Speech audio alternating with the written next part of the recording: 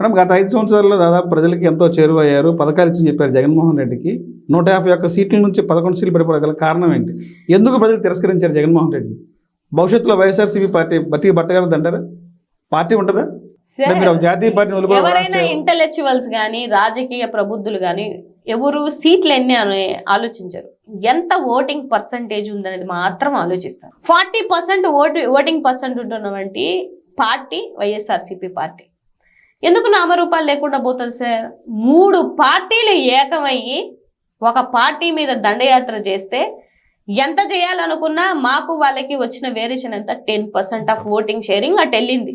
మీరు 3 పార్టీలు కలిసి దొంగ అబద్ధాలు చెప్పి దొంగ నిందలేసుకొని ఎన్నో మాయమాటలు చెప్పి ఆ 10%ని మీరు లాక్కున్నారు. 40% అలాగే ఉంది కదా. 1,30,00,000 మంది జగన్మోహన్ రెడ్డి గారికి అండగా ఉన్నప్పుడు ఎందుకు ఒంటరి అవుతుంది, లేకపోతే ఎందుకు సింగిల్ అయిపోతుంది, లేకపోతే నామరూపాలు లేకుండా పోతుందని మీరు మాట్లాడుకుంటుంటే భవిష్యత్తులో వైఎస్ఆర్సీపీ పార్టీ భూస్థాపన అవుతుంది అనేది టీడీపీ వర్గాలు చెప్తారు.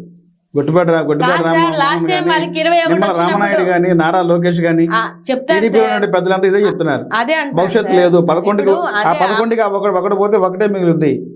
ఆ ఒకటిగానే కదా సార్ అన్న స్టార్ట్ చేశారు. పోనీ మీరు ఒకటే అన్నారు, ఒకటిగానే స్టార్ట్ చేసి ఇంత పెద్ద సామ్రాజ్యాన్ని సృష్టించుకున్నటువంటి వ్యక్తికి మళ్ళీ ఆ స్థాయికి రావడం పెద్ద విషయం అయితే ఏం కాదు.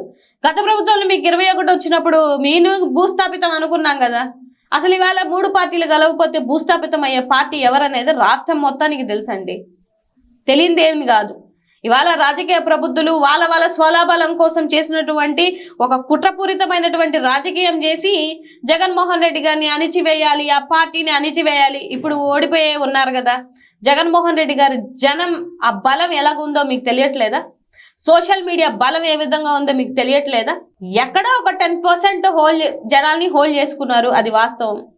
ఇక్కడ ఉన్న లోపాలు అవ్వచ్చు, లేకపోతే చేసింది చెప్పుకోలేకపోవడం అవ్వచ్చు, వాట్ ఎవర్ రీజన్స్ పక్కన పెడితే ఆ 10% మాత్రం డెఫినెట్గా ఇవాళ గ్రౌండ్ లెవెల్లో సఫర్ అవుతుంది ఎవరు అని అంటే వాళ్ళే. ముందుగానే జగన్మోహన్ రెడ్డి గారు చెప్పారు ఏమని, ఇది పేదలకి పెత్తందారులకి జరగబోతున్నటువంటి యుద్ధం అని. ఆ రోజు తెలియలేదు వాళ్ళకి, ఇవాళ తెలిసొచ్చింది. జగనన్న విలువ వాళ్ళందరికీ తెలుస్తుంది, వాళ్ళు తెలుసుకున్నారు.